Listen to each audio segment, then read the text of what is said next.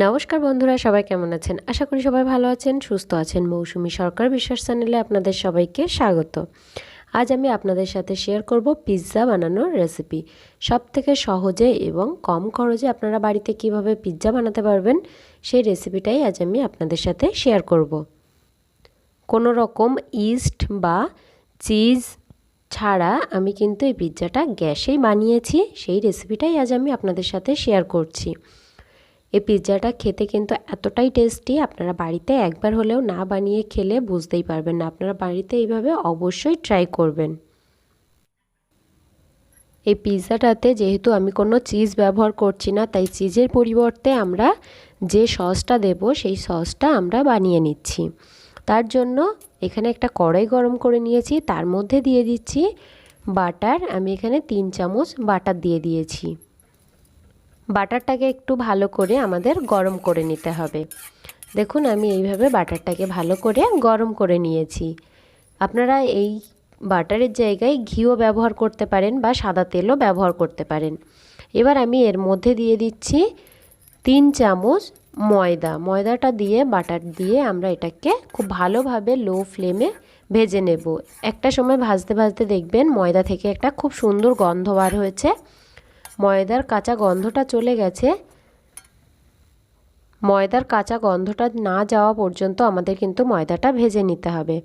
এরপর এর মধ্যে কিছুটা দুধ দিয়ে আমরা এই সসটা বানিয়ে নেব। এইভাবে নাড়াচাড়া করে আমাদের কিন্তু এই সসটা বানিয়ে নিতে হবে। আর এই সসটা বানানোর সময় আপনারা কিন্তু গ্যাসটা একদম লো ফ্লেমে রাখবেন। আর এর মধ্যে আমি সামান্য পরিমাণে একটু লবণ দিয়ে দিয়েছি, একদম 1 চিমটি পরিমাণে।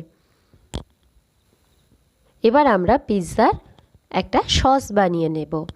তার জন্য এখানে আমি দিয়ে দিয়েছি 2 থেকে 3টে শুকনো লঙ্কা, আর দিয়ে দিয়েছি 3 থেকে 4 পিস মতো আদা, আর এখানে 10-12টা রসুন, আর দিয়ে দিচ্ছি একটা বড় সাইজের টমেটো, আর দিয়ে দিচ্ছি বড় সাইজের একটা পেঁয়াজ। এবার আমরা এটাকে হাই ফ্লেমে ভালো করে সেদ্ধ করে নেব। দেখুন আমার এখানে ভালো করে সেদ্ধ করে নেওয়া হয়ে গেছে।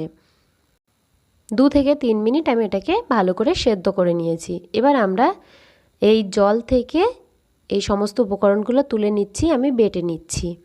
আপনাদের কাছে মিক্সি থাকলে আপনারা মিক্সিতে পেস্ট করে নেবেন। আমি শিলে এটা বেটে নিলাম। দেখুন ঠিক এইভাবে মিহি করে আমি ভালো করে কিন্তু বেটে নিয়েছি। আর এখানে বলে রাখি, পিৎজাটা যেহেতু বাচ্চারা খেতে খুবই ভালোবাসে, তাই আপনারা কিন্তু লঙ্কাটা বুঝে দেবেন। এবার পিৎজাটা বানানোর জন্য আমি নিয়েছি কিছুটা পরিমাণে ময়দা। আপনারা নিজেদের পরিমাণ মতো নিয়ে নেবেন। আমি যেহেতু একটা পিৎজা বানাবো, তাই কিন্তু আমি অল্প করে ময়দাটা নিয়েছি। আর এর মধ্যে দিয়ে দিচ্ছি একদম সামান্য পরিমাণে একটু লবণ, 1/2 চামচ দিয়ে দিয়েছি বেকিং পাউডার, আর 1/2 চামচেরও কম দিয়েছি বেকিং সোডা। আমি এখানে সোডা বেকিং পাউডার দুটোই ব্যবহার করেছি, যেহেতু কোনো ইস্ট ব্যবহার করছি না। শুকনো উপকরণ একসাথে খুব ভালোভাবে মিশিয়ে নিয়েছি। এবার এর মধ্যে দিয়ে দিচ্ছি দই। আমি এখানে 1/2 কাপ পরিমাণে দই দিয়ে দিচ্ছি। আপনাদের কাছে যদি দই না থাকে তাহলে এর মধ্যে কিন্তু আপনারা লেবুর রস বা ভিনিগার ব্যবহার করতে পারেন। আমার কাছে দই আছে, তাই আমি কিন্তু এটা দই দিয়ে মেখে নিচ্ছি। আর এর মধ্যে দিয়ে দিচ্ছি 2 চামচ সাদা তেল। রান্নার যে সাদা তেল হয় সেই সাদা তেল আমি কিন্তু দিয়ে দিচ্ছি।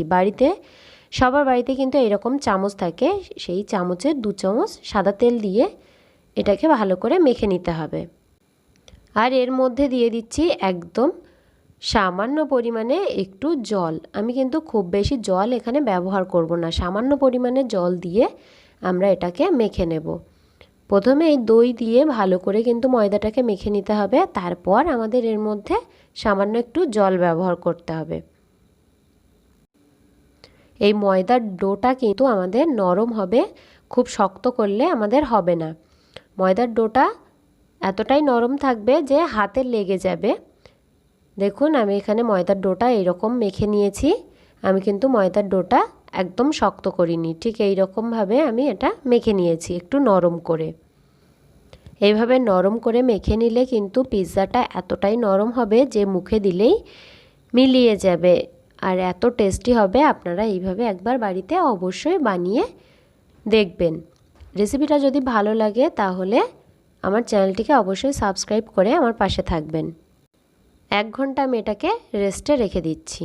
1 ঘন্টা পর আমি যে থালটাতে পিৎজাটা বানাবো সেই থালের মধ্যে একটু সাদা তেল মেখে নিয়ে তার মধ্যে এই ময়দাটা দিয়ে হাত দিয়ে চেপে চেপে এইভাবে একটা রুটির মতো বানিয়ে নিয়েছি। এই রুটিটা কিন্তু একটু পুরু হয়েছে। এবার একটা কাঁটা চামচ দিয়ে ঠিক এইভাবে এটাকে ছিদ্র ছিদ্র করে দিতে হবে, তা না হলে কিন্তু পিৎজাটা ফুলে উঠবে যখন আমরা দমে বসাবো। দেখুন আমি কাঁটা চামচ দিয়ে খুব ভালোভাবে কিন্তু এই পিৎজার রুটিটা ছিদ্র করে নিয়েছি। এবার আমি এর মধ্যে দিয়ে দিচ্ছি যে সসটা আমরা বানিয়ে রেখেছিলাম, সেই সসটা ভালো করে একটু মিশিয়ে নিচ্ছি। এবার যে হোয়াইট সসটা আমরা বানিয়ে রেখেছিলাম সেটাও এর মধ্যে আমি দিয়ে দিচ্ছি। এইভাবে চামচে করে আমি অল্প অল্প করে পুরোটা ছড়িয়ে দিচ্ছি। দেখুন আমি এইভাবে ছড়িয়ে দিয়েছি।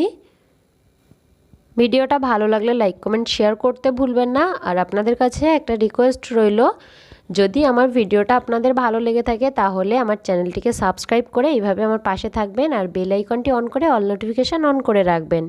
তাহলে আমি যখনই কোনো ভিডিও আপলোড করব আপনাদের কাছে নোটিফিকেশান চলে যাবে। এবার আমি পিৎজাটাকে একটু সাজিয়ে নিচ্ছি। দেখুন ক্যাপসিকাম, পেঁয়াজ আর টমেটো দিয়ে, আপনারা চাইলে এর মধ্যে চিকেন বা পনির ব্যবহার করতে পারেন বা মাশরুমও ব্যবহার করতে পারেন, অলিভও ব্যবহার করতে পারেন। আমার কাছে এই 3টে জিনিস আছে তাই আমি এইগুলো দিয়ে সাজিয়ে নিয়েছি। দেখুন এটা কতটা সুন্দর লাগছে আপনারা কিন্তু দেখলেই বুঝতে পারছেন। আমি এবার এর মধ্যে দিয়ে দিচ্ছি একটা ম্যাগি মশলা। ম্যাগি মশলাটা আপনারা যে কোনো মুদির দোকানে খুব সহজে পেয়ে যাবেন। এই ম্যাগি মশলাটা এর মধ্যে ব্যবহার করলে খুব সুন্দর একটা ফ্লেভার আসে। আর যদি আপনাদের কাছে অরিগেনো থাকে তাহলে অরিগেনোটা ব্যবহার করতে পারেন। আমার কাছে নেই তাই আমি এই ম্যাগি মশলা দিয়ে বানিয়ে নিচ্ছি। এই ম্যাগি মশলা দিলেও কিন্তু টেস্ট খুবই ভালো হয়। একটা কড়াইয়ের মধ্যে লবণ দিয়ে আমি 10 মিনিট এটা হাই হিটে গরম করে নিচ্ছি। ফিরে আসলাম 10 মিনিট পর। আমার এই কড়াইটা কিন্তু খুব ভালোভাবে গরম হয়ে গেছে। এবার আমি পিৎজাটা দিয়ে 20 মিনিটের জন্য এটাকে ঢেকে রাখছি। ফিরে আসলাম 20 মিনিট পর। দেখুন পিৎজাটা কতটা সুন্দরভাবে কুক হয়েছে আপনারা কিন্তু দেখলেই বুঝতে পারছেন। পিৎজাটা ফুলে কিন্তু ডাবল হয়েছে আর এই টমেটো, ক্যাপসিকাম, পেঁয়াজ সব কিছুই খুব ভালোভাবে সেদ্ধ হয়ে গেছে। এবার আমি পিৎজাটাকে নামিয়ে নিচ্ছি। একদম সহজ পদ্ধতিতে ঘরে থাকা কিছু উপকরণ দিয়ে এইভাবে বাড়িতে আপনারা পিৎজা বানিয়ে নিতে পারবেন। সবাই কিন্তু এইভাবে বাড়িতে এই রেসিপিটা অবশ্যই ট্রাই করবেন আর আমাকে কমেন্ট করে বলবেন রেসিপিটা আপনাদের কেমন লেগেছে। সবাই খুব ভালো থাকবেন, সুস্থ থাকবেন। আবারও চলে আসবো আপনাদের সাথে নতুন আরেকটা রেসিপি শেয়ার করার জন্য।